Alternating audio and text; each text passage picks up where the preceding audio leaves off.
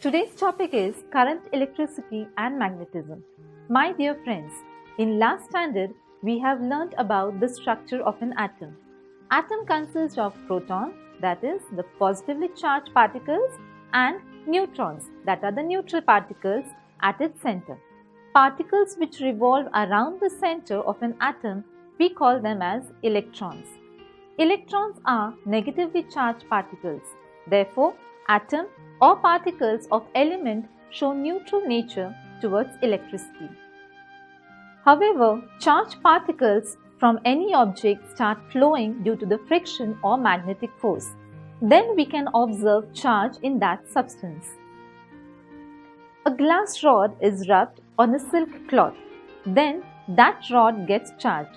Pieces of paper or thermocool granules get attracted towards the rod. This is called as static electricity. But when negatively charged particles start to flow inside the object, then we call that charge as dynamic charge. This is a flowing charge. As the water flows from the higher level to the lower level, same as this, if we give speed to the electrons, then it starts flowing in any conductor. That's how we get electricity. Current electricity.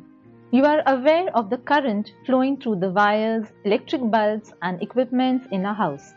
In electric cells of a radio or battery, a current is produced by the flow of negatively charged particles. Electrostatic potential.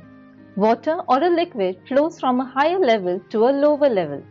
Heat always flows from a body at higher temperature to a body at lower temperature. Similarly, there is a tendency of the positive charge to flow from a point of higher electric level to a point of lower electric level. This electric level deciding the direction of flow of electric charges is called electrostatic potential. Potential difference.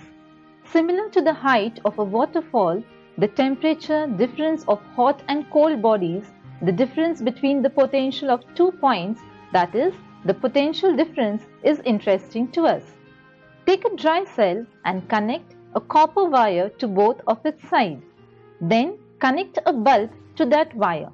That bulb starts glowing.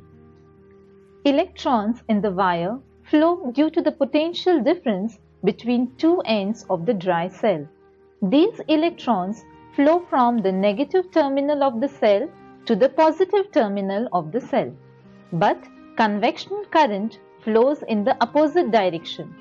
The unit of potential difference in SI system is volt.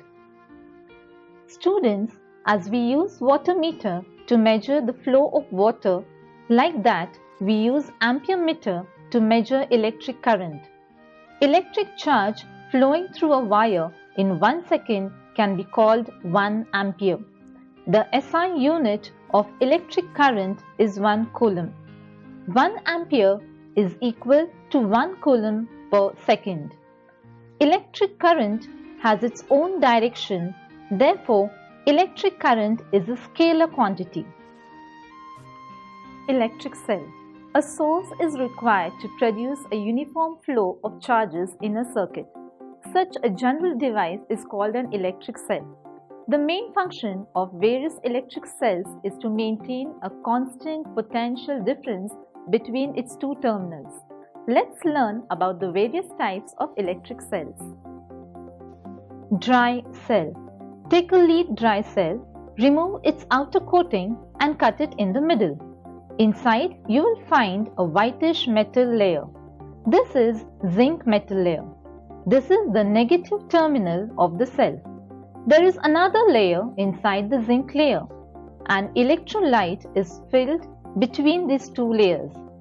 The electrolyte is a wet pulp of zinc chloride, that is ZnCl2, and ammonium chloride, that is NH4Cl. There is a graphite rod at the center of the cell. Graphite is an allotrope of carbon. This is the positive terminal of cell. A paste of manganese dioxide, that is MnO2, is filled outside the graphite rod. They place a tight cap on the wet pulp so that it should not get dry. Positive terminal of electric cell is covered with a cap of copper or bronze, and negative terminal is open end of zinc layer. Because of the chemical reactions of all these chemicals, electrical charge is produced on the two terminals, that is, the graphite rod and the zinc layer, and the electric current flows in the circuit. Due to the wet pulp used in this cell, the chemical reaction proceeds very slowly. Hence, a large electric current cannot be obtained from these cells. The shelf life of dry cells is longer. Dry cells are very convenient to use as these can be held any direction with respect to ground and can be used in mobile instruments. Lead acid cell. The lead acid cell contains a lead electrode and a lead oxide electrode, that is PbO2, and both are dipped in dilute sulfuric acid. PbO2 carries a positive charge while the Pb electrode carries a negative charge. The potential difference between these two is nearly 2 volt. Because of the chemical reaction between the substances in the cell, electric charge is produced on both the electrodes and electric current flows through the load, example, the bulb in the circuit. Frequently coughing is the main symptom of tuberculosis. Cough stays for a long time. Bloody spitting, emaciation, difficulty in breathing are some more symptoms of TB.